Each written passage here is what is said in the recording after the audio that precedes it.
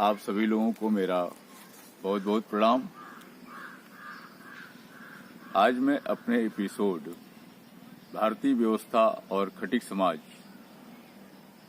के तहत मैं ऐसी शख्सियत की चर्चा करूंगा जिसे पूर्वांचल में खटिक समाज का मसीहा कहा जाता है। ऐसे तो यह शख्सियत उत्तर प्रदेश के अलावा राजस्थान, मध्य प्रदेश, बिहार, बंगाल, महाराष्ट्र आदि जगहों पर भी अच्छी ख्याति प्राप्त की और समाज के लिए जो उन्होंने कार्य किया, जो भूमिका अदा की, वह अतुलनीय है।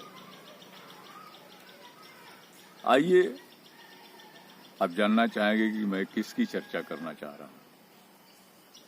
यह एक महान शख्सियत है, शिवमंगल राम वैद्य जी की। शिवमंगल राम वैद्य जी मुख्य रूप से वाराणसी जिले के रोहनिया क्षेत्र में शाहाबाद ग्राम में उनका जन्म हुआ 1 सितंबर 1917 को। स्वाभाविक है कि पूरी दुनिया में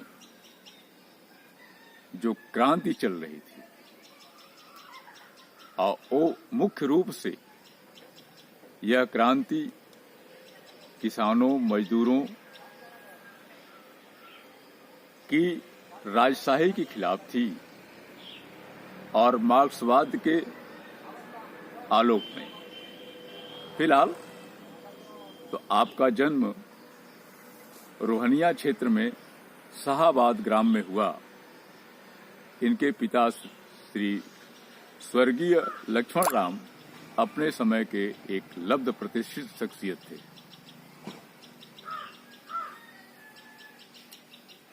इनकी शिक्षा, प्राथमिक शिक्षा अजमतगढ़ स्कूल में और सेंट्रल हिंदू स्कूल कमच्छा में, जो बीएचयू से संबंधित है, इंटर तक और बीए तक की शिक्षा प्राप्त की है। ये आप जानते हैं कि उस समय भारत ही नहीं, पूरी दुनिया में हर मुल्क अपनी स्वतंत्रता की लड़ाई अपने ढंग से लड़ रहा था और उस समय एक हमारे इस दुनिया में एक बड़ा तानाशाह हुआ जिसको हम हिटलर के नाम से भी जानते हैं। और उसी समय एक बड़ा हमारे देश में, मुल्क में ऐसी शख्सियत, क्रांतिकारी शख्सियत पैदा हुई जिसे हम नेताजी सुभाष चंद्र बोस के नाम से जानते हैं। दूसरी, वही एक महान शख्सियत जो भारतीय आजादी के लिए जो सबसे लंबा कार्यक्रम चलाया, उसे हम महात्मा गांधी के नाम से जानते हैं। और तीसरा, इस देश में, हमारे मुल्क में, हमारे भारत में जो सबसे अधिक, जिसकी शिक्षा का मुकाबला आज तक नहीं है, बाबा साहब भीमराव अंबेडकर भी हमारे देश में रहे। और साथ में इस देश में सबसे सबको प्यारा, सब बच्चों को प्यारे जो एक हैसियत रखते थे, वह मोतीलाल नेहरू और पंडित जवाहरलाल नेहरू भी रहे। यही वो सब दौर चल रहा था पंडित जवाहरलाल नेहरू का। और विद्वानों की तो बात ही क्या कहना, उस समय साहित्यकारों का भी कुछ कहना नहीं है, जिसमें एक से एक महान शख्सियत रही है। फिर मैं उधर नहीं जाना चाहता, वीडियो लंबा हो जाएगा। और आपको ये भी बता दें कि हमारे मुल्क में, पूरी दुनिया में दो विचारधाराओं का संघर्ष एक साथ चल रहा है। आजादी की लड़ाई में सभी किसान, मजदूर और जो लोकतंत्र को चाहते थे, ऐसे सारे लोग थे। और ऐसे भी कुछ लोग थे जो इस चीज को लाना नहीं चाहते थे और चाहते थे कि राजशाही बनी रहे। तो फिलहाल आइए मैं इस पे ज्यादा नहीं जाते हुए इस संघर्ष की लड़ाई में वाराणसी की धरती से जो सबसे ज्यादा प्रमुख भूमिका खटिक समाज में और कांग्रेस की इस महाअभियान में जिन्होंने अपनी भूमिका अदा की, उसका नाम शिवमंगल राम वैद्य। और यह शिवमंगल राम वैद्य जो है 1932 में महात्मा गांधी और डॉक्टर अंबेडकर के संपर्क में आए और जो अछूतों के लिए ये लोग कार्य कर रहे थे उससे ज्यादा प्रभावित हुए और उस पर इन्होंने ज्यादा काम किया। और इन्होंने देखा कि हमारे खटिक समाज का जो तबका है वह भी किसी अछूत जैसा जो लोग व्यवहार होता है इस धर्म में उससे कम नहीं है। भले थोड़ा सा जो इनका व्यापार था, जो फलों का व्यापार था, जो सब्जियों का व्यापार था, उससे कोई दिक्कत तो नहीं हुई, लेकिन समस्या ये खड़ी हुई कि आखिर यह बात क्यों है। तो घूम फिर करके वो सारी बातें आ गई जो हमारे समाज को ज्यादा प्रभावित करती थी। और शिवमंगल राम वैद्य ने इस पर अपने समाज के दर्जनों लोगों के साथ और कांग्रेस के सहयोग से काफी कार्य किया। इसी के तहत उन्होंने वहां जो गठन हुआ दशाश्वमेध घाट पर 1932 में हरिजन सेवा समिति का जो गठन हुआ मदन मोहन मालवीय जी के देखरेख में, और उसके में प्रोफेसर मुक्त बिहारी लाल भी थे। इसमें इनको ओजस्वी भाषण से इतना प्रभावित हुए लोग समिति का संयोजक बना दिया। दलित समाज का इन्हें तब जो कर्णधार माना जाने लगा और 1937 में इनकी नियुक्ति पुलिस विभाग में हुई, जिसको इन्होंने स्वीकार नहीं किया और समाज सेवा में लगे रहे। 1939 के द्वितीय विश्व युद्ध में जब नेताजी सुभाष चंद्र बोस वाराणसी में आए तो इन्होंने रोहनिया क्षेत्र में यानी अपने पैतृक स्थान पर उनका कार्यक्रम आयोजित किया और साथ ही उनसे काफी प्रभावित हुए। इसी के साथ कलकत्ता के एमएन राय जो महान क्रांतिकारी थे उनसे इनका संपर्क हुआ और फिर देहरादून में उसकी ट्रेनिंग के लिए चले गए। 1942 के भारत छोड़ो आंदोलन में ये पुलिस की जो है इनके क्रांतिकारी अभियान को देख करके, इनकी सारी लोकप्रियता को देखते हुए जो ब्रिटिश हुकूमत के खिलाफ आंदोलन चल रहा था, पुलिस ने इन पर इनाम घोषित किया कि इन्हें जिंदा या मुर्दा पकड़ा जाए, लेकिन ये पुलिस के हाथ लगे नहीं। और साथ ही ये आंदोलन में जो इन्होंने जो कार्य किया जिसमें अंग्रेजों के छक्के तक छूट गए, साथ ही और शायद शिवमंगल राम वैद्य जी पुलिस के हाथ लगे होते तो इनको भी शायद फांसी लटका दिया जाता। और ये खटिक समाज के विकास के लिए इतना इन्होंने काम किया कि इनके कार्यों को देखते हुए इनको खटिक समाज का मसीहा कहा जाने लगा। साथ ही एक चीज और मैं बता दूं कि जिस समय प्लेग की बीमारी चल रही थी, जब लोग बुरी तरीके से मर रहे थे, उस समय इन्होंने जो इलाज किया आयुर्वेदिक ढंग से, और उस आयुर्वेदिक ढंग से जो इन्होंने इलाज किया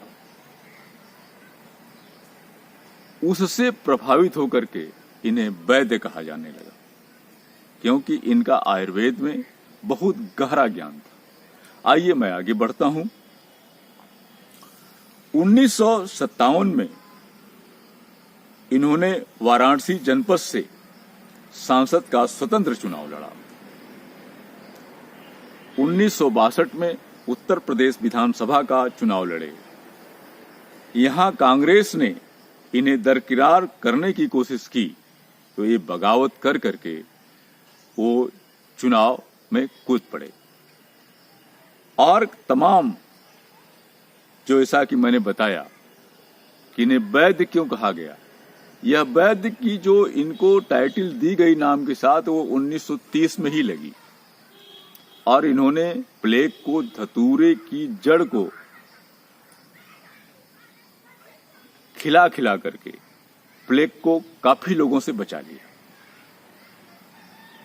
ये इनका ज्ञान था। और साथ ही 16, 17, 18 जुलाई को 1989 में पद्मपुरा जयपुर राजस्थान के खटिक महासम्मेलन में शिवमंगल राम वैद्य जी, महाराज राम प्रसाद, नारायण प्रसाद चौधरी, D.K. राव, श्री श्यामा राव जी, पांचूराम बांगड़ी, एन दशरथ आदि के साथ मुख्य वक्ता रहे। खटिक समाज का एक बहुत बड़ा सम्मेलन पद्मपुरा राजस्थान में हुआ था उस समय, और मुख्य वक्ताओं के साथ शिवमंगल राम वैद्य जी भी वहां उपस्थित थे। और इनके ओजस्वी भाषण खटिक समाज को इतना प्रभावित किया कि जिसका वर्णन नहीं किया जा सकता।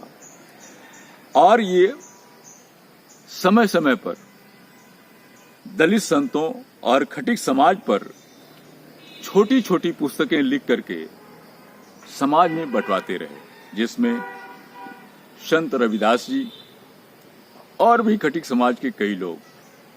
अभी हाल ही में इनके साथ जो मैंने महाराज राम प्रसाद जी का नाम लिया, ये बहुत बड़े संत खटिक समाज के माननीय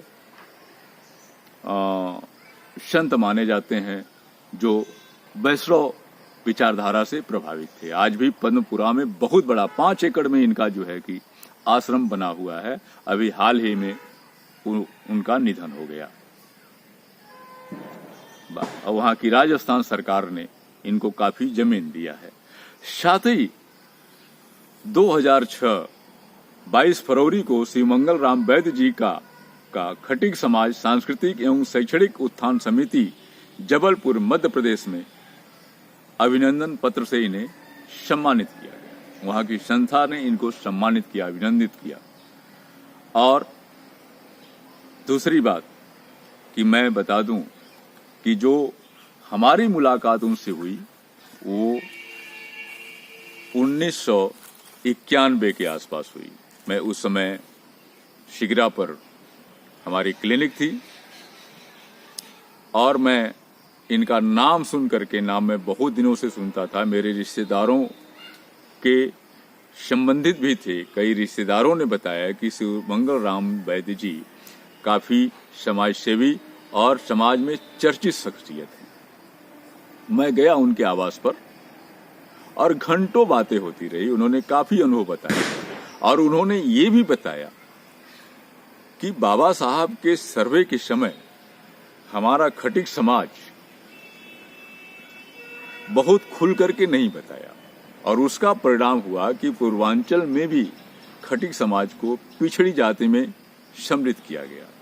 इसके लिए उन्होंने एक लंबा संघर्ष इलाहाबाद हाई कोर्ट में लड़ा और हमारे पूर्वांचल के खटिक समाज को एससी में लाने का सबसे बड़ा श्रेय उन्हें का है, जिसके का लाभ हम सभी लोग आज भी उठा रहे हैं। तो यह अगर देन किसी की है तो वह शिवमंगल राम वैद्य जी की है, जिसमें हम लोग अनुसूचित जात के तहत सारी सुविधाओं का उपभोग कर रहे हैं, शिक्षा से लेकर के नौकरी तक।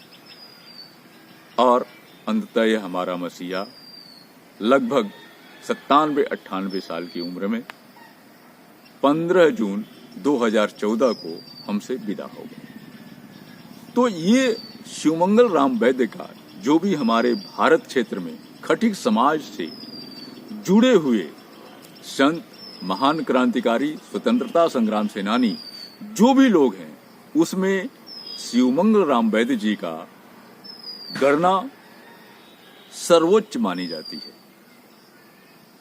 और ये ताजीवन कांग्रेस से जुड़े रहे, उसके विचारधारा से दूर नहीं लिए, लेकिन जहां विचारधारा का टकराव होता था वो सीधे सीधे आमने सामने हो जाते थे, जिसका परिणाम था कि इन्होंने 2-1 चुनाव कांग्रेस ने जब इनको टिकट नहीं दिया तो स्वतंत्र चुनाव लड़े और अच्छे वोट प्राप्त किए समाज में।